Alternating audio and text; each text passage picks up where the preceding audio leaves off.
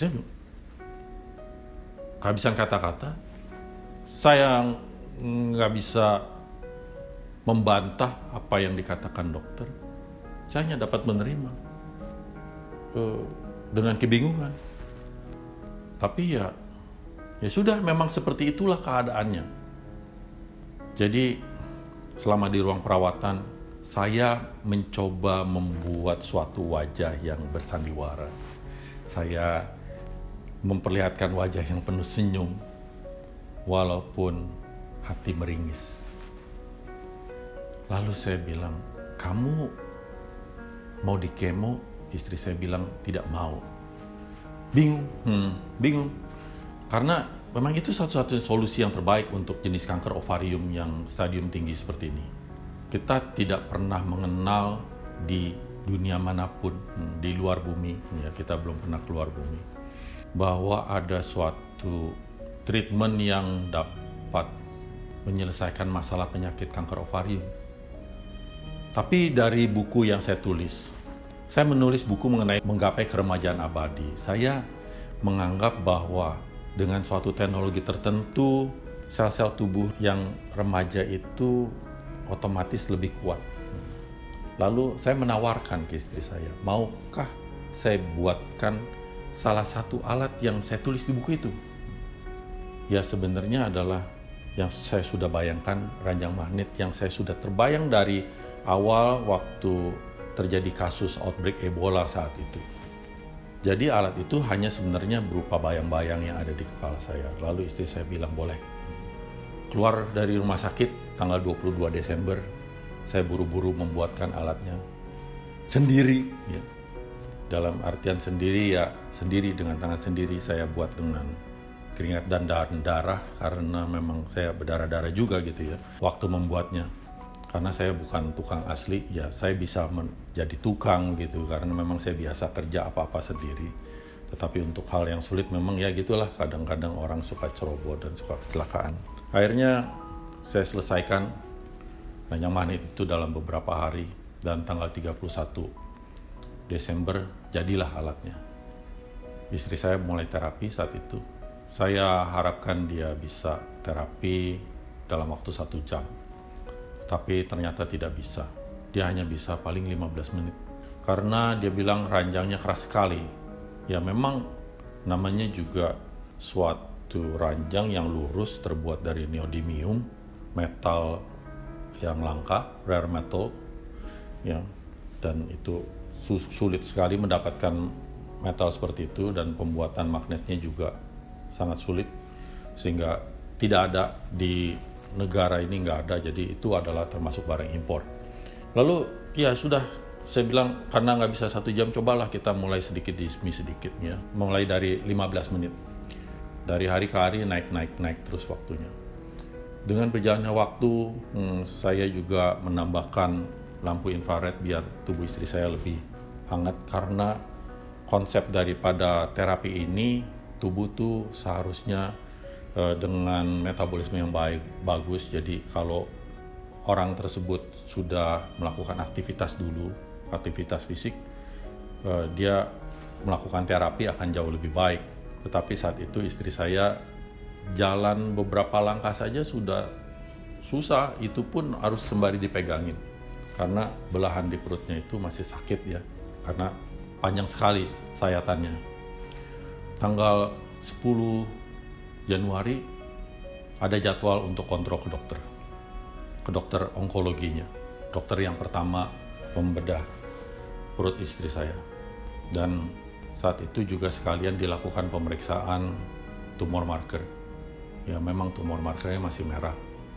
Ya wajar, namanya juga orang kena kanker ya. Sebelumnya memang tumor markernya parah sekali. Tetapi setelah terjadi pengangkatan, tumor markernya udah turun.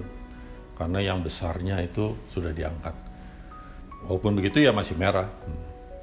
Dan saya belajar banyak, saya cari tahu banyak mengenai kanker. Akhirnya ya memang itu tumor marker buat seorang pengidap kanker, jawabannya akan terus meningkat. Sampai orang yang nggak tahan karena kanker di dalam tubuhnya sudah banyak sekali, sehingga dia harus pergi meninggalkan dunia ini. Dokter sudah menjadwalkan untuk melakukan kemoterapi tanggal 21 Januari. Karena dari tanggal 10 Januari ke 21 Januari ada 11 hari, hitungannya dari operasinya itu sudah sekitar 5-6 minggu ya. Jadi udah disuruh mulai kemo. Saya melihat keadaan istri saya jalan aja masih belum gitu benar, masih dipegangin, begitu lemah. Terus kita dengar kalau orang di kemo itu badannya lebih hancur lagi. Waduh, saya nggak tega, dan lagi pula istri saya juga nggak mau ya. Dia menolak, dia sebenarnya ketakutan ya, kalau untuk di kemo dia ketakutan sekali.